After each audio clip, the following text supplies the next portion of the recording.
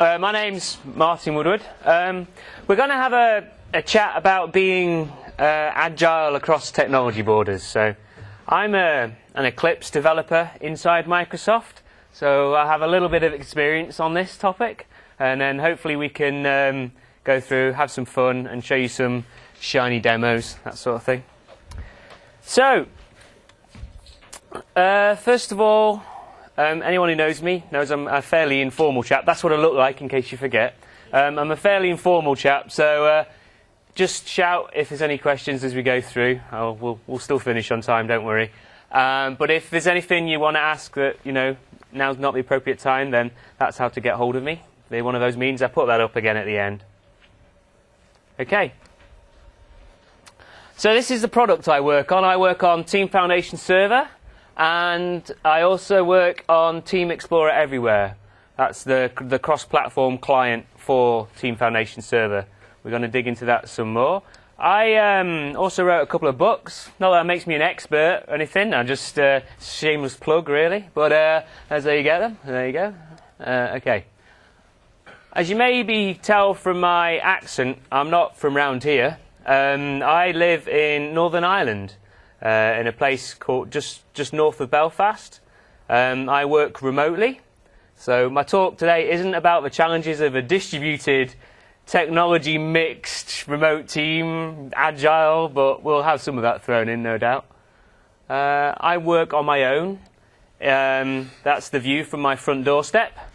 There's a reason why it's so green in Ireland, in case you haven't noticed. So yeah, it's a beautiful part of the world. Not a lot of people around me, which is probably why I overcompensate and like coming to conferences like this, just so I can see humans for a change, rather than cows and sheep and toddlers. So yeah, that's the view. I do have a desk. That's the office in Belfast, that little building next to the warship. So I sit in the corner down there. That hole you see up there, that's where they built the Titanic. Don't let that worry you. It was fine when we last touched it, honestly. But, those are the famous cranes. Yeah, so as you can tell, I prefer where I live than where my office is, so I tend to just stay there and work remotely from home. The commute's a bit better. The team where I work, most of them are based in North Carolina. That's where half of the Team Foundation Server team live, is in North Carolina. So I telecommute to there every day. And then just to make it extra interesting, to add a few more hours time zone, the rest of the team all work here in Redmond. So keeps me busy. And Team Foundation Server was developed like this. So there's a reason why it works really well over wide area networks and over VPN connections and things, because there's the team that built it. Our server lives in Building 42, which is just down the road. And so there's a reason why it works well in that way, because I have to do it all every day. Okay. So the problem I find, I've always sort of straddled the gap, the divide between .NET and Java through most of my career. And the problem I've always found is that the customer rarely has a problem that only affects one technology area, I used to work for an airline, did a website for an airline, and we needed to sell holidays.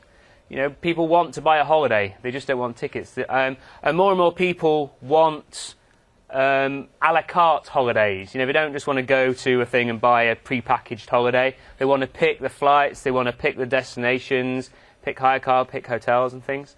And that was a great opportunity for us as an airline, because we can now upsell all these other services to people while they're buying flights. Brilliant.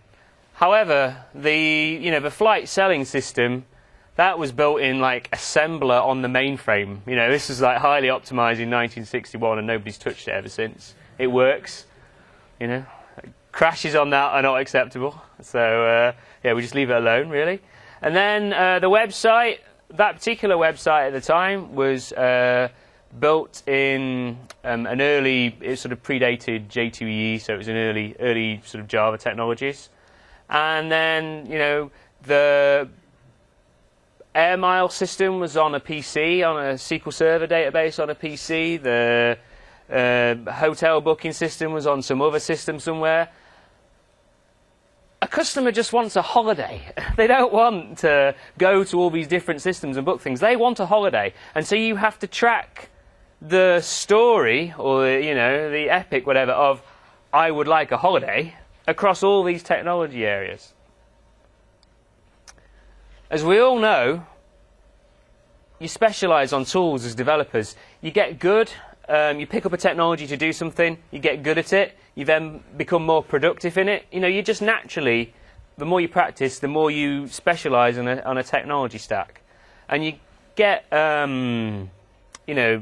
sort of technical specialties, so much so that, again, back when I used to have a proper job, when I was a consultant, we were in what we called expert teams. We had the Java expert team and the .NET expert team, and we were spread across verticals. So for a particular vertical, we'd pick one or other, and it kind of was a bit of a lottery as to which expert team a new project came to. And whichever one it went in, you could guarantee that the solution that was proposed was in that particular technology stack. They could do the job they needed to do for this particular thing. We were already productive in that technology, so we just did it in that stack.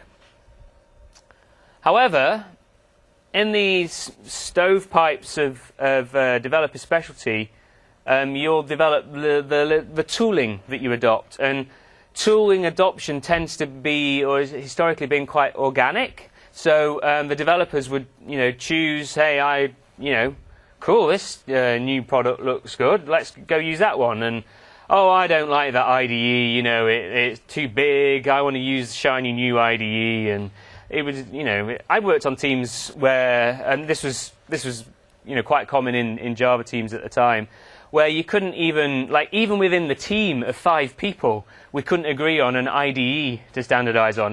Somebody would be using IntelliJ, somebody would be using Eclipse, somebody would be using NetBeans, and it was, crazy stuff. So you all have these tools that are all in little areas, and all the information gets trapped.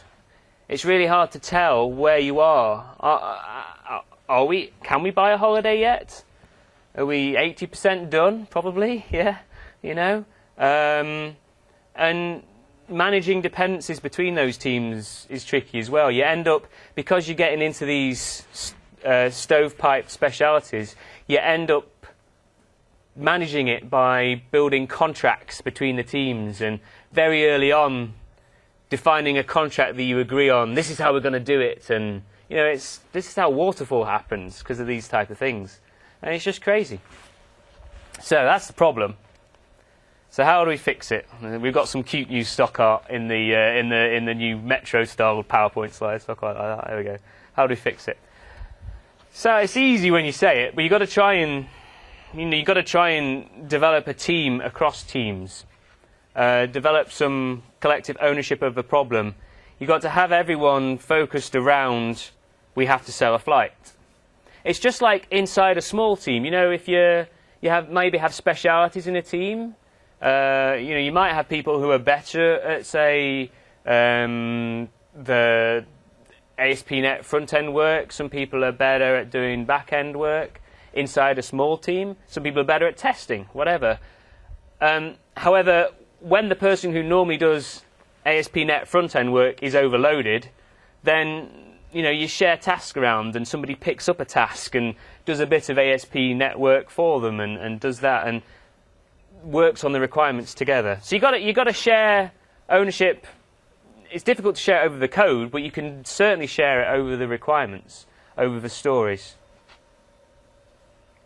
But how do you, it's all very well saying you've got to do it. How do you do that? Well, encouraging them, but also having a common, clear set of goals. One of the things I've personally found, and just to give you a couple of examples, actually, in the collective ownership, in TFS 11, and I'm going to show you some of that stuff later, we wanted to add a couple of features. One of them was the epic was named local workspaces, but actually it should have been get rid of the read-only bit. You know, we wanted to get rid of that read-only bit. That involved work from the server team, who work on the version control server. It also involved work from the client team inside Visual Studio and the client team that I work on in Eclipse and cross-platform. And we had to, monitor that as we went through. So we'll talk about that in a minute a bit more. One thing that we found very early on that you need to do is everybody needs to march in time. If you have more than one team working on something, if you're running Scrum or an iterative methodology, then synchronize your sprints across team. You just have to. Otherwise, it gets offset as to when things are going to be, when things are ready.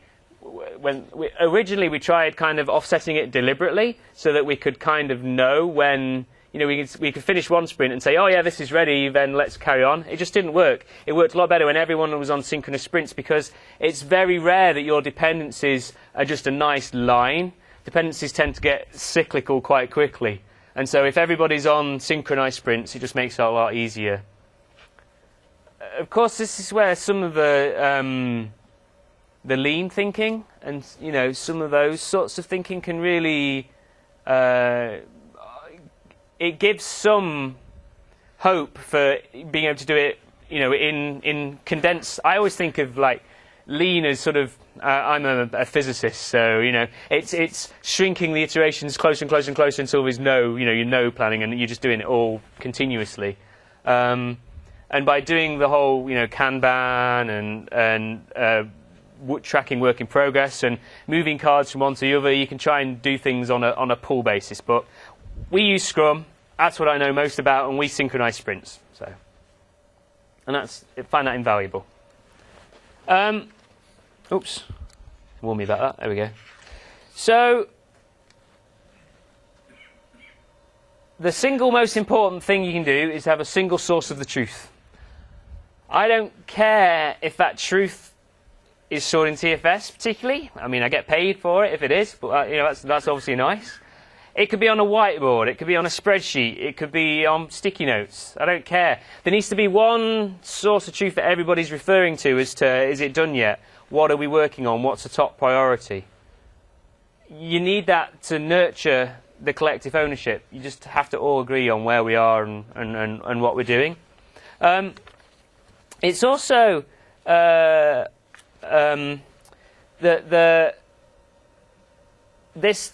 basis, the single source of truth, is what you use to help communicate between teams. And as we all know, with any agile process, communication is key. That's why one of the reasons why agile is successful, because it encourages communication. So having the single source of truth, you all agree on what your requirements are, if you want to call them that, what your stories, product backlog items, epics are. We all use the same methodology to track our truth. We all use a Scrum-based template to do that, because again, we find it easier to roll up. So we have an epic to track, get rid of the read-only bit, and then lots of stories that are children of that potentially, and we can track when the whole epic's complete. Or often, I'm a product backlog owner for my particular area, and I have the stories on my product backlog when I know I need to do them. I need to go implement the client, and I just stick them on the backlog as soon as I know that they need done. But I mark them as, not yet ready for action. And coming up to the sprint boundary, so we tend to do our sprint boundaries on a Wednesday, so that you've got some time beforehand to get prepared for it as a product backlog owner, and some time, sort of just a bit after. And coming up to the sprint boundary, we'd all chat between the teams, and say, hey, you were going to be, this one was on you committed to this, in the sprint. How have you got on? Is it done? And that's where you find that actually, yeah, it's kind of been done, but we kind of changed it a little bit to make it happen. Can can you change how you work? Oh yeah, no problem, because we haven't started on it yet and we haven't agreed some crazy contract. We just go away and do it. The thing about the common goals, again, by having a single source of truth, is you really start to find that you're balancing out work between teams more. That you know, when you come to actually implement the story, I'm trying to think, the example, we had a customer support issue come in actually today, and it needed a fix. I was supposed to meet a gentleman who's here, probably in the room today, and I didn't, because I was doing this customer thing. It needed a fix doing. We wanted to turn it around quite quickly for the customer. The server team are busy doing and it was a fix that could be done either in the client or the server. The server team are busy doing a feature that we really want them to do, so we'll fix it in the client because we know we can do that, turn it around quick and ship it. We didn't shirk the responsibility, because the responsibility is, you know, keeping the customer happy, fixing the bug, fixing the story. So you've got to, establishing that collective ownership can be the hard thing, breaking down those, you know, me and us, and the single source of truth is the only way I know of doing that. Okay. Now, one of the things I wanted to make sure we covered is some gotchas. If you're doing cross-platform work, and there'll be some groans from some people who recognize the top one, but if you're doing work between file systems, regardless of the source control system, and I've been trying to keep this all generic as to, you know, this can be implemented in any system, doesn't have to be TFS, can be anything. Regardless of the source control system, if you are having code that can be on different operating systems, then you have to go to a low common denominator between those to be able to share files between file systems. So some of these things are enforced by TFS. So one of the classics is obviously a path length needs to be, if you get your path length greater than 260 characters, it causes problems on Windows. With .NET APIs, they all assume that. Some old Win32 APIs do. There are ways of hacking around it in newer Windows APIs, but path length is greater than 260 characters. Things start to break in ways you don't expect. For example, Ant on the Java side will actually just ignore the file that's there and kind of not tell you, and did not throw an error and not break the build. Quick story. Before Team Explorer Everywhere shipped, we had to have a code name. I've never told this story publicly, actually, so this is getting recorded. Fantastic. Before Team Explorer Everywhere shipped publicly, Mary Jo Foley can have this one now. The code name was Team Explorer Eaglestone. Oh, it was just Team Explorer Eaglestone. And, you know, we had to come up with reasons for why we picked Eaglestone internally. There's, obviously, with Microsoft, there's a standard for code names, believe it or not. Usually the standard is the cooler the code name, the worse the product name. But anyway, so I picked one that wasn't too cool.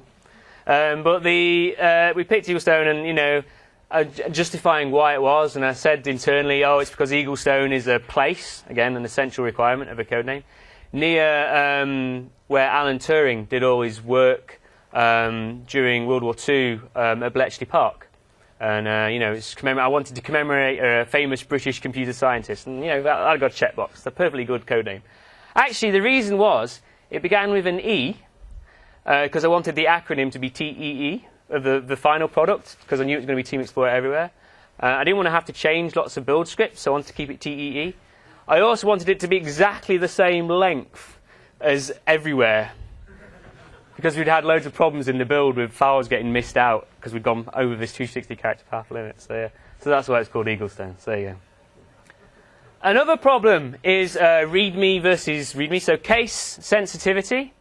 Now, all modern file systems are case sensitive, case preserving. So you keep the case you give that file initially. But on, say, most Linux file systems, you can have README all uppercase and README lowercase in the same directory. Just great, just works. Try doing that on the Mac, not so much. Try doing that on Windows, doesn't work either. It's the same file as far as Mac and Windows are concerned. Try creating a file called con.txt in Windows. You're not allowed, you know? So don't go checking in a file called con or something like that. And then there's also funny characters, which always cause people problems. You know, some of these are allowed on some, and some of these aren't. Like backslash and space always cause problems, because on lots of shells, the backslash character is interpreted as an escape, and so you don't use that one in file names, because otherwise you have to double escape it and stuff like that. And then we handle resource forks quite well in Team Explorer Everywhere, but some systems fall over on resource forks, which is an old Mac thing, but some customers use it still. And agree on a line ending, Windows or Linux for files for like shell scripts and stuff. Normally Linux, Unix line endings. Okay, so some takeaway gotchas. Right then, keep pressing the wrong button. There we go. Okay, what I wanted to show you now was, it's all very well saying I want a single source of truth, blah blah blah, but what if my developers can't access it? And for some reason, people are often don't believe that the Unix, Linux, and Mac integration for Team Foundation Server from Microsoft is going to be full-featured or useful. There's often quite a bit of suspicion from the developers who aren't on the Microsoft platform if it's going to be any good for them, any useful or not. So if you'll bear with me, I wanted to show you some of the Team Explorer Everywhere stuff and how that enables you to have a single source of truth for your work item tracking data and your source control and your builds. Okay. So the first thing I wanted to show you, this is actually Chrome on the Mac, but it works just as well as in Safari. Have you seen the new web access in Team Foundation Server? Who's got access to the Team Foundation Service preview? Okay. So this is my preview account. I got it early, so I grabbed Martin really quick. So yeah, but so this is it. This is what it looks like today. May look different in a few days, I don't know. And if you come up here, all the keyboard shortcuts still work and everything. It just works in Chrome, Firefox, Safari on the Mac, as well as browsers on Windows and Linux, and we test it all. So much so, we actually had a P1 stop the presses bug a couple of weeks ago that we turned around a fix for on hosted within a few hours, because the SSL certificate on the site stopped working on Firefox on Ubuntu Linux only. And it was to do with the way we'd signed it or something. P1 bug, we re-signed all our certificates, reissued them, got them up on the site and turned around, and it now worked in Firefox on Ubuntu Linux. It still worked fine on the Mac, it still worked fine on Windows. So yeah, they take it seriously, which is cool. Mainly because we also all use this internally in the team for doing our stuff, so we notice, because that's where our stuff's stored. So I wanted to show you that quickly. Now let's show you clips. Get my little cheat sheet, make sure I don't forget anything, because we had a couple of questions this morning, so I wanted to make sure I covered some of the key points people have been asking me about today. Okay, this is Eclipse on the Mac. A bit Spartan. If I come in here, I've got, I like Hello World projects as demo projects, not because I'm lazy, just because it avoids me having to spend half an hour explaining what the project is. But I am a Java developer, so I've done the most complicated Hello World project I could imagine. So, I come in here, and there's me app.java and whatever. It's good. So the first thing I want to do is, I'm managing that locally. Everything's great. I want to share this with my team. So I just come in here. Notice, even though I've got Team Explorer Everywhere installed in Eclipse, we've not done anything crazy like change the icon to be, Visual Studio, or put any annoying buttons here, or put any overtaken the toolbars or anything. It's just Eclipse until you start using Team Foundation Server. That's when we start lighting stuff up. We're quite respectful of the Eclipse environment, and also of other platforms, as you'll see in a second. So I'll go in here and I do team, and I'm going to say share project. So and that's the Eclipse convention for taking your project and sharing it in a version control tool.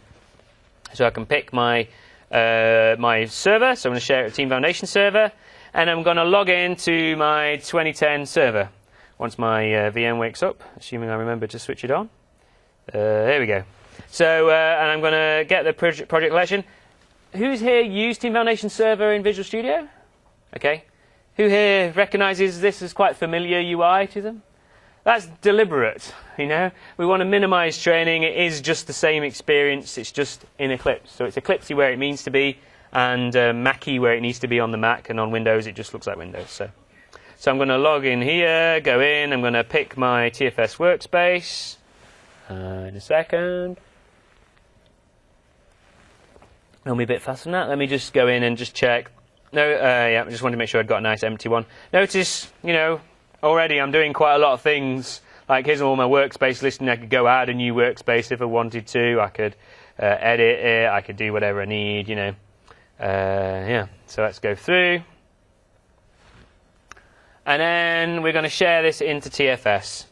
So the next thing I want to do is pick my version control path where I'd like to share it. So I'm going to share it in main, in the Java folder, and I'm going to share billing service there. Next. Yeah, I'm sure. Hit finish. And that's going to go do all the stuff it needs to do. When I hit the finish button. Sorry. The spinning beach ball.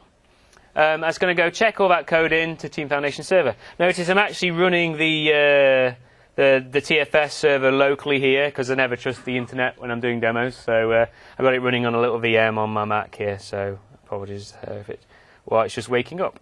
The hosted service is a lot faster than this. I hasten to add.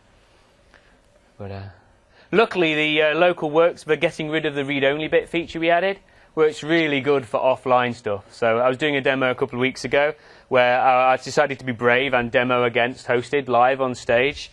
And then the conference Wi-Fi, as it is, broke on me as I was doing it.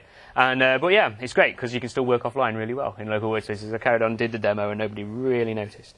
Wow, that's being awfully slow. Let me just check something. Let me just check. Everything's okay over here. Yeah, the machine's been slow. You see why it's been slow? That's what time my computer and my body thinks it is. So, okay, let's try it. Okay, there we go. Right, it's added the stuff in. So you can see down here, it's again, you recognise this? Here's your pending changes view. Here's all the files.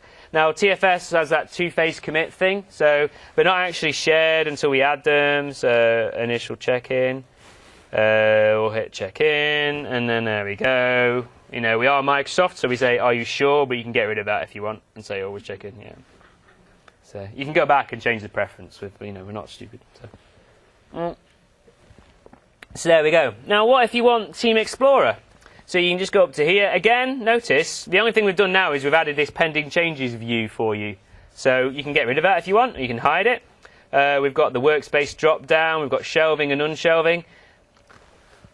I mentioned cooperation between teams and communication between teams. It's all very well and good, but you've got to have a little bit of fun from time to time. So one of the things we like to do is sneak features into our versions of the clients that the other team haven't got in. We call it co-opetition. Just to kind of annoy them a little bit. So here's one we snuck in, which was undo unchanged pending changes. Which, not a great name, done by a developer. But basically that was if you were to come in here and say it was a common request we used to see on the forums. So if I did team, look at all those. First of all, under my team menu now I've got this hooked up to Team Foundation Server. All the options I now have available to me. This is Team Foundation Server, a full client to TFS. So I can check this out for edit, and then maybe I've actually gone and I've working on this one. Check out for edit. Yeah, okay. Now obviously, we're IDE integration, so you don't actually have to check out for edit. You can just say hello ALM Summit, and it'll check out the file for you. I'll then hit save. That's saved. I've done my unit test. I'll go back here again. I mentioned I used to have a proper job as a consultant, so I'll copy paste. That was a button I used to use a lot as a consultant. Paste, there we go, save that. And then if I had to come in here and do undo, undone, changes, whatever that's supposed to mean, undo, it removes the changes from my pending change list that didn't actually change. So yeah, I'm glad that's all clear. Oh, that scared me. Okay, right then. So what else do you want to do? I'm going to come in here and I'm going to go Team Show View Other. Team Show View Other. Team Foundation Server. Sneak peek or something in the head. There's Team Explorer. So again, this is Team Explorer. Now I've just got a basic instance running here. So it's just got work items and builds showing. If I was talking to a full TFS instance with SharePoint and documents, I see SharePoint and documents there too. I can navigate to my project portal. I can do all that sort of stuff. So, but here we have, I'm just going to go into the Blue Yonder project. And look, here's all my queries. You know, this hopefully looks very familiar to anyone who's seen TFS before. I can go edit a query. Let's create a new query. New query. You know, it looks a little bit different, but it's all the same functionality. So, you know, where work item type equals, I don't know, product backlog item, and I'll do file, save as. So it's TFSy and Eclipsey at the same time, PBIs. Okay, there we go. So save that as my query. There it is. I can run the query. It's TFS, just in Eclipse, running on the Mac. Crazy. Okay. When we first did this, I mean, we've been doing this for like 6 years now, maybe even a bit longer. When we first did it, we used to just sit there, like, running queries and checking things in. It was like, wow, this works. That's amazing, you know.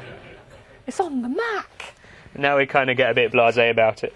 Okay, so we've got those two things checked out. Let's do some work. So we'll come in here. We'll actually create a new work item. So let's create a bug. A bug. I always say bug in a way that Americans can't actually understand. So a bug or something. And can you understand that one? No? Okay, never mind. One of these.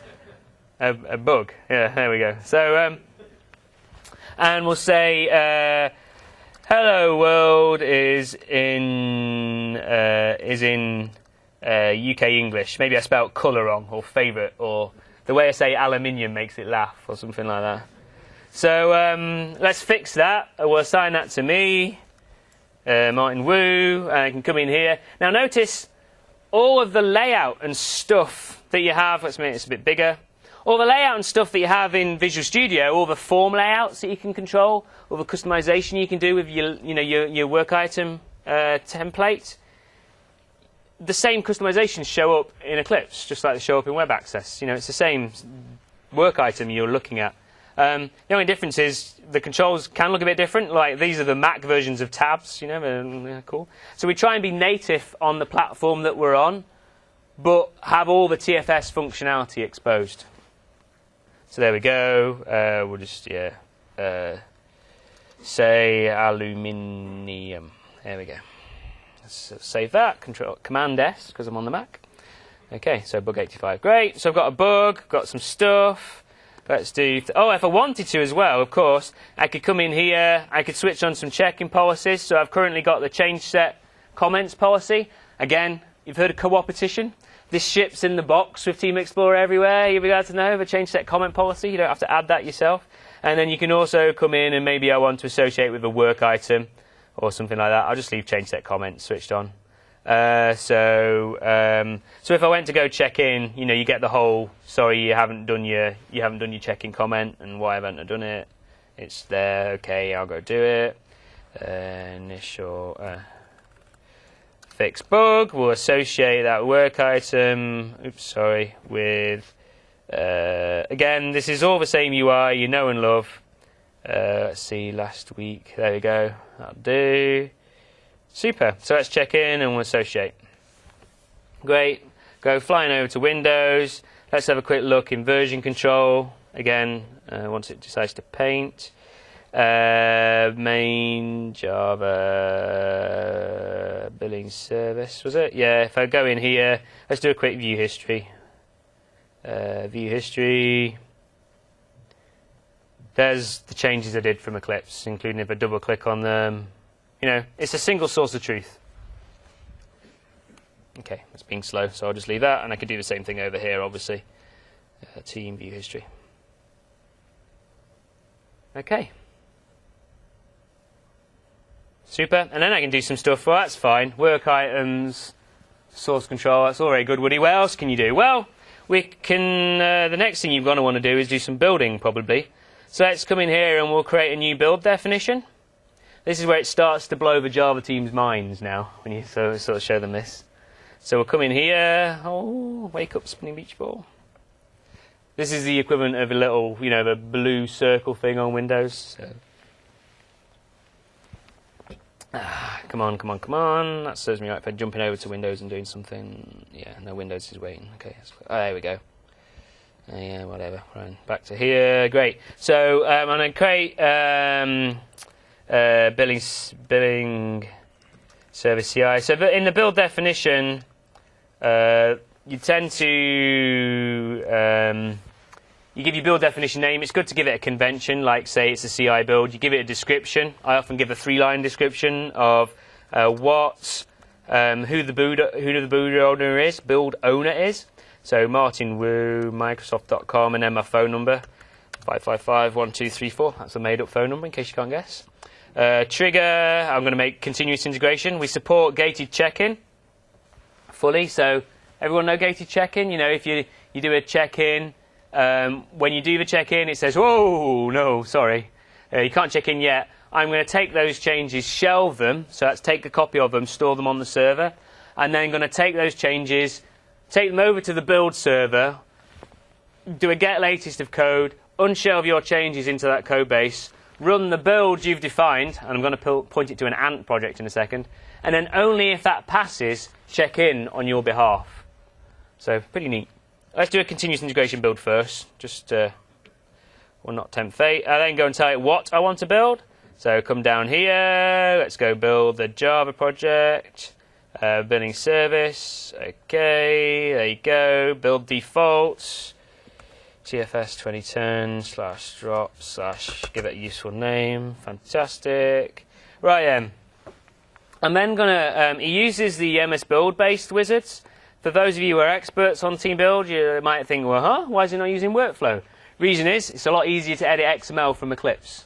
And so we try and keep a thin wrapper around the thing that the Java team know. The Java team know Ant. The Java team know Maven. They don't know workflow. They don't know MS Build particularly well. They'd rather not learn it. Let's just keep that a thin wrapper and then do most of the build logic in the thing that they know and they're building. So it keeps them happy. You can obviously go edit it. And it's behind the scenes, it's actually creating an upgrade template build process using this bit of MS Build script that it generates. But you can also do your own if you want a fully workflow-based build if you want to.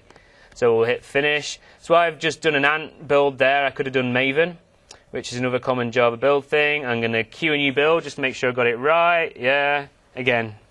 It's quite hard to demo, really, because it's as if you've seen it on Windows, it's the same. It just is on the Mac, which is quite cool. So there's it doing the build.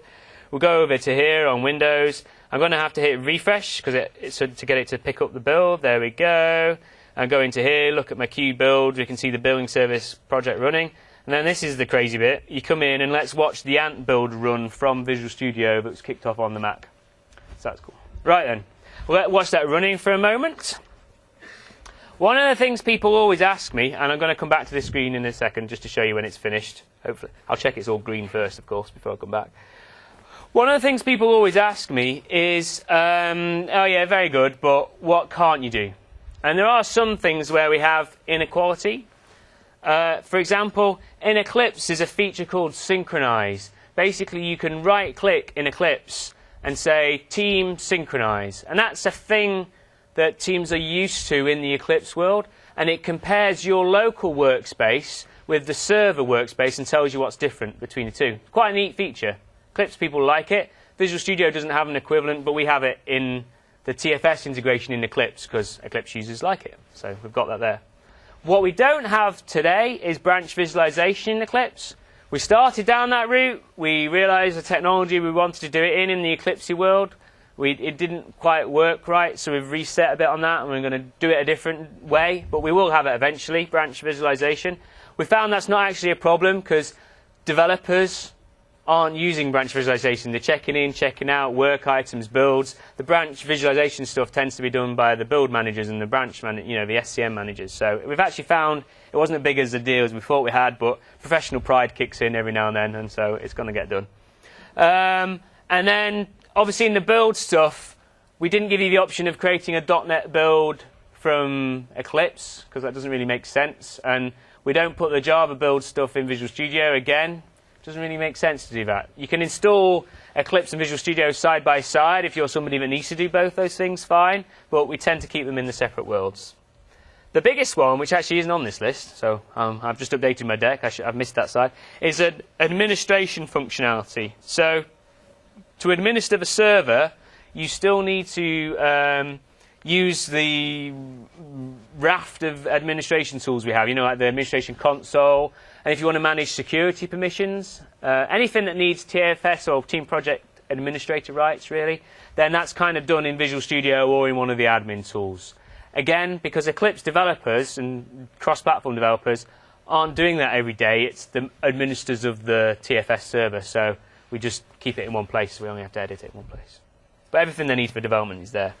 Okay, and look at this. So with project compiled, we're even getting, we're even getting all the ant. We're getting some ant warnings. If we click on that, we would get the ant log file of the build, something that they can understand. There's the project compiled. There's the project test results. So these are JUnit tests ran by Ant, kicked off by a build I did on the Mac, showing inside Visual Studio on Windows. A single source of truth. Thank you. And of course I can go, look at the build report on the Mac as well if I wanted to, but that's going to be slow, so I'm just going to switch it off. Okay. Right then. So back to here. So the next thing we want to talk about, and I'm going to do some VM jiggery pokery while I'm trying to talk at the same time. Yeah.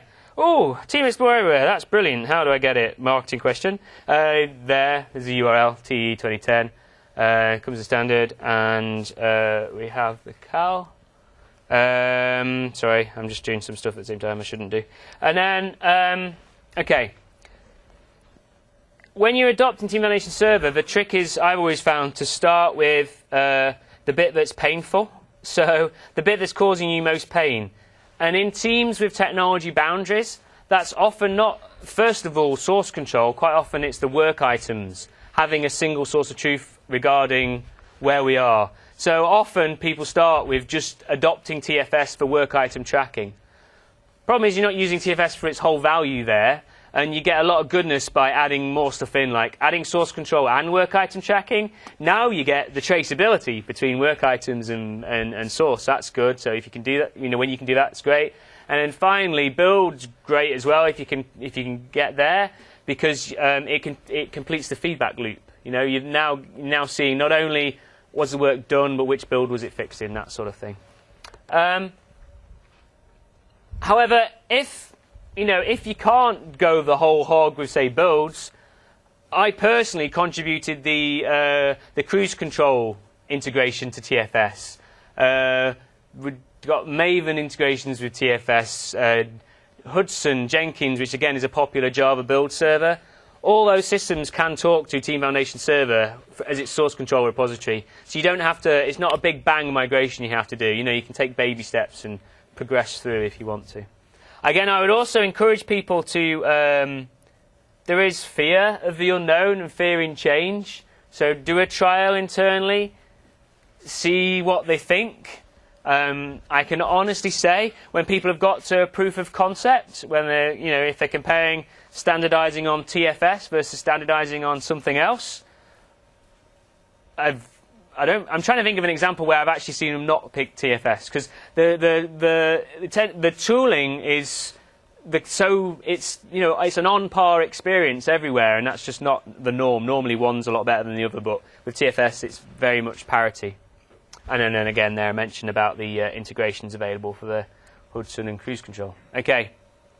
So, where are we going with Team Explorer Everywhere? Well, since 2005, TFS 2005, we've had a version of the Eclipse and cross-platform client available when we release TFS every time since we've been releasing TFS.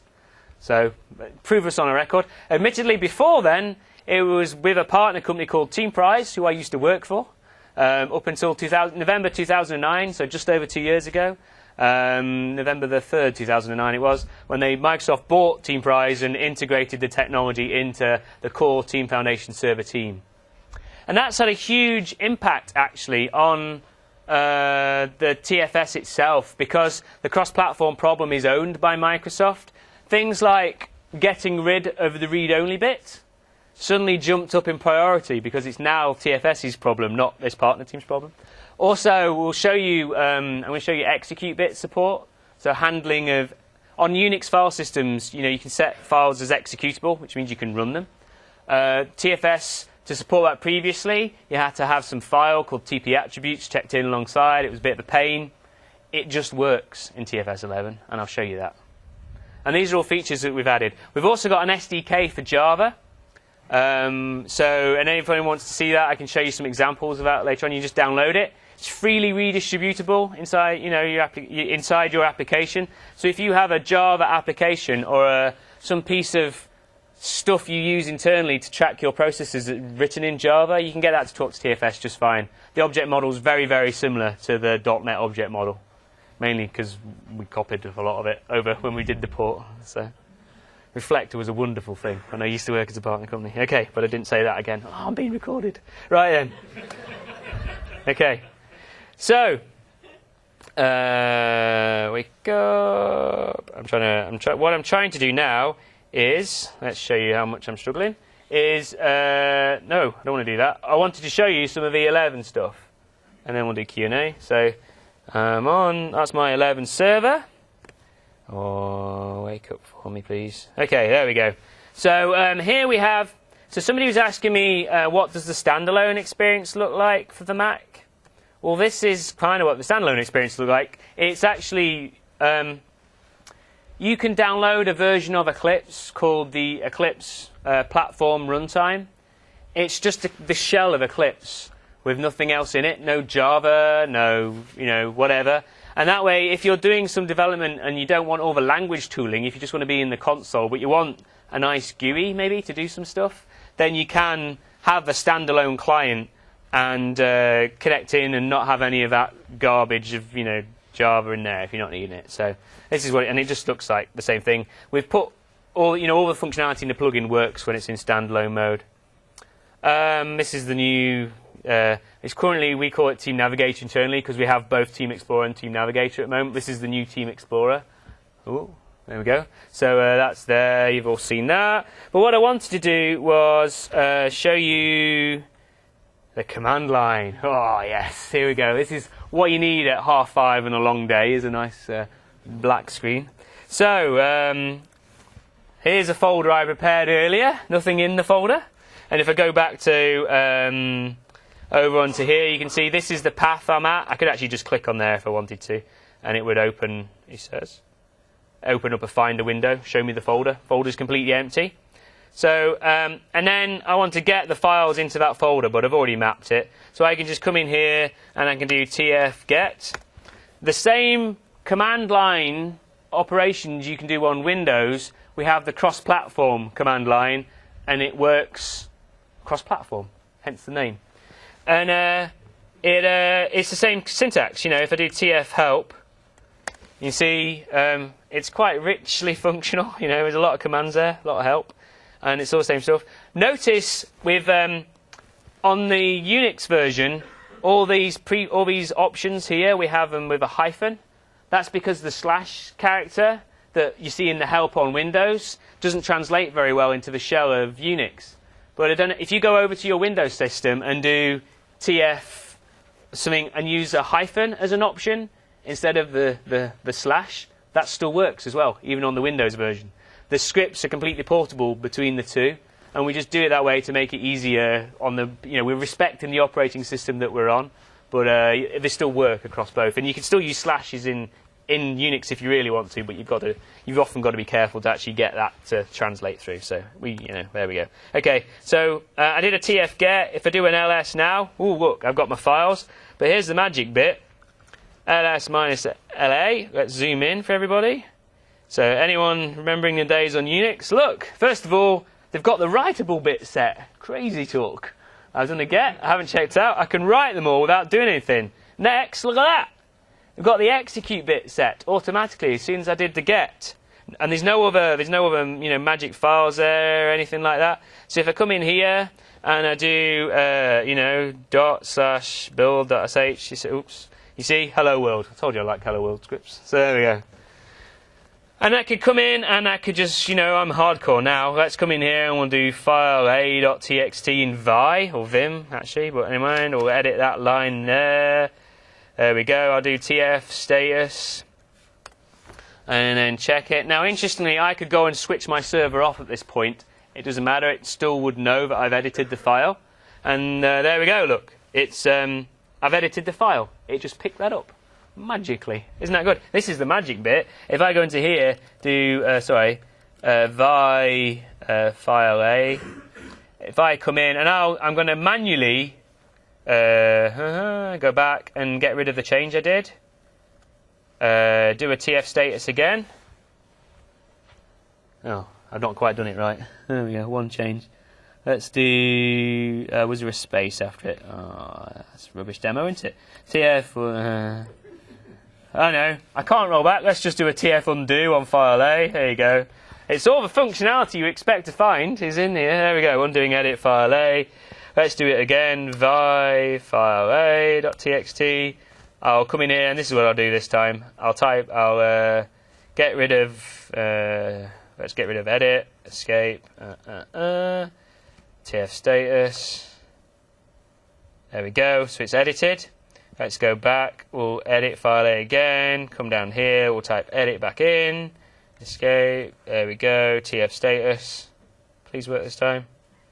Oh! What was I doing? Did I do capital E, did I?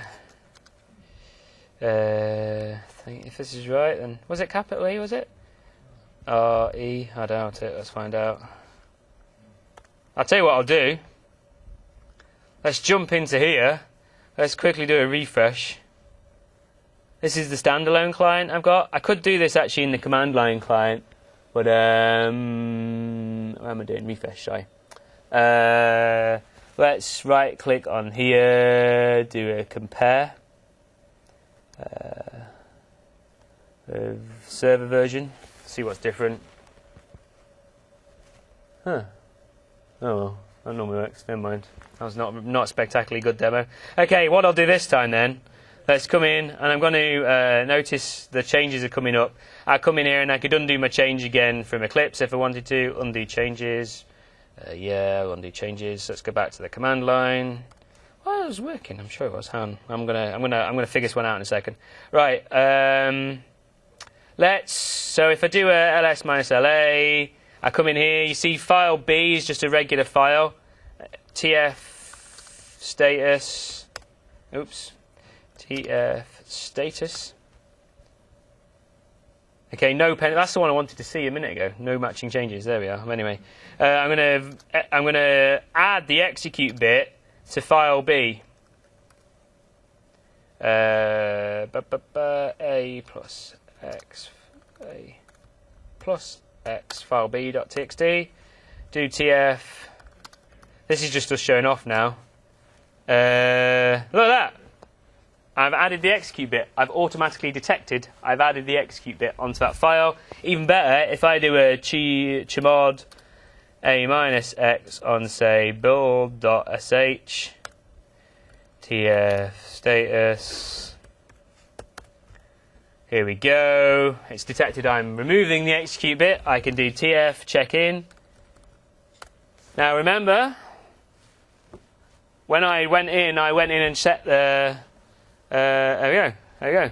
Change sets checked in. Great. Brilliant. And then if I wanted to, I could actually go over here. This is a different server, isn't it? No, I'll not show you that. That's cool. What I do want to show, because somebody asked me in the quick 5 minutes, is these local workspaces. They really, really help with iOS development. So I can come in here and let's open up this little iOS project. So is Xcode? Yeah, Xcode's bouncing away. Shiny.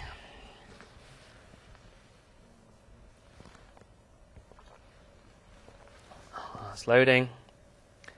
Anyone want to guess what this application does? It's like, I'm going to hit play in a second. Come on. Let's, I'm gonna do a change here while I'm in it. So I'm just going to save that. Control S.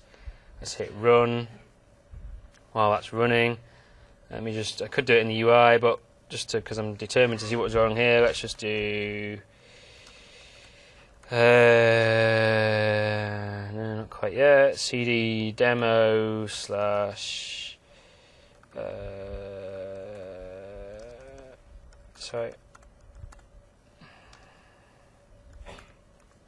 There we go. Move me.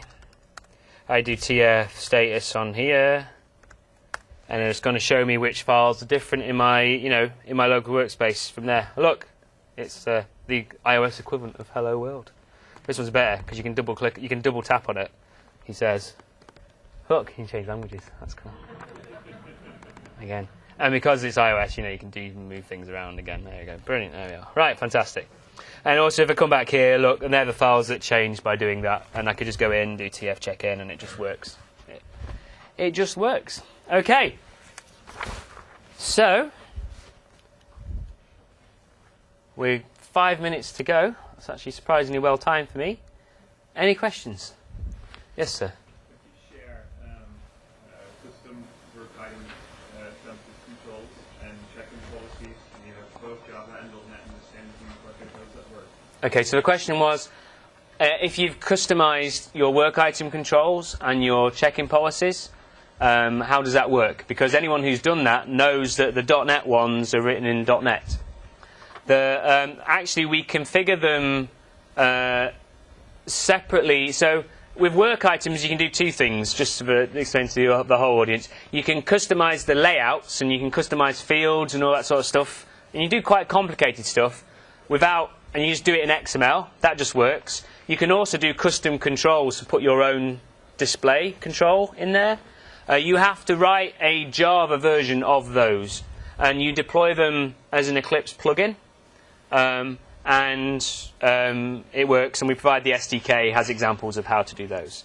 And the check-in policies are interesting because you actually have to separately that's not currently enabled in this new team nav. So let me bring up the old Team Explorer for now. You have to separately enable your check-in policies here for the Java team. Once you do this, it applies to the whole of everywhere that Team Explorer everywhere is working. It applies, but you have to enable it separately for that team to the .NET team. Switching one on one place doesn't switch it on in both places. So let me do that quickly, and then if I go here and do the TF check-in this time, it'll actually give me a warning saying, but you haven't done a comment, hopefully. There you go, please provide some comments. So you can come in here and you can say TF check-in, comment, : Xcode test. Okay. Does that answer your question? Fantastic. Any more questions? Yes, sir. Is this Team Explorer everywhere available now? Yes. Yeah, Karen, sorry. No, that's okay. And if I have clients today who have TFS 2010 and they want to use it with their expense and everything, is that the product they need to get in order to do that? So the question is Team Explorer everywhere available now? And is this the product they want if they want to talk to TFS 2010 from Eclipse? Yes to both. There's how you get it, and give it a try. It also works, the 2010 version also works against TFS 2008 and TFS 2005. This version does not work against the TFS hosted preview, which is based on TFS 11. You need to download, we've got it available, I haven't got a link here, the Team Explorer Everywhere 11 version, and that allows you to authenticate with hosted preview and do everything else. But that actually works all the way back as well in versions. Okay? Mike? Yeah. If you have a .NET environment and Everywhere environment and Power Tools installed on .NET, what's the mapping? So the question was, which particular Power Tools are you thinking about? So, are you meaning just checking policies and things, or like all the fancy stuff like work item templates and stuff? Okay. So currently there aren't. The question was, what about power tools? We have some Visual Studio power tools. We have the Build Extensions power tools, which are just available, to currently just really enable Java builds. We have a MISCI plugin, MSSCCI plugin for older IDEs, and we also have Windows Shell extensions type stuff, so you can do it from Windows File Explorer. We don't currently have Team Explorer Everywhere power tools, so like work item templates and the alerts editor, things like that. Stay tuned on that one. I have nothing to announce at this time as it's being recorded, but by the time this recording's available, we'll maybe have. I don't know. We'll see. Okay. I'm terrible. Right. Any more questions? Yes, sir. So I am where you once were, that is working as a consultant. And my customer is. You have a proper job. Yeah, right. They have the Eclipse environment. We have TE installed, but they also have some Xcode developers who want to connect. Is my only choice to work in the kind of Eclipse lightweight Yeah. client? Yeah. So the question was, Xcode is the only choice, the Eclipse lightweight client. Sadly, we would love to do a built-in integration into Xcode. Apple don't allow it. Please, everybody, go and file a bug with Apple to get them to enable third-party plugins into Xcode. I would love to. They don't allow it. So currently, the only option today is to have a separate standalone, client. We often find the Xcode people actually prefer the command line rather than having the UI. They find that faster. A combination of the command line and, say, web access is quite a good combination, but the standalone UI works as well. And some customers go as far as you have things called automator actions on the Mac. Some customers go as far as having their own automator actions to do check-in, check-out, that sort of thing. It's not built-in IDE integration, which is what I would love, but it's the same as what every other version control does that isn't built into Xcode. Yes, sir. What about integrating in with Mono Develop? The question was, what about integrating in with Mono Develop? The last time I checked, there was a separate project called TF for Mono, which was doing that, which was an open source project. We don't currently integrate into Mono Develop ourselves. Between all the versions of Eclipse and Visual Studio, we've captured about 80-odd% of the built-in IDE market, and there are lots of other IDEs. We try and work with the providers of those IDEs to do their own integrations, and that's one of the reasons why we have the TFS SDK for Java and make it freely redistributable, so that people with IDEs like that can plug into it just fine if they want to. Fantastic. Oh, another question. If people want to go get their fleeces, don't worry about all the questions. We'll take 2 more questions, but yeah, don't bide well me. So yes, sir.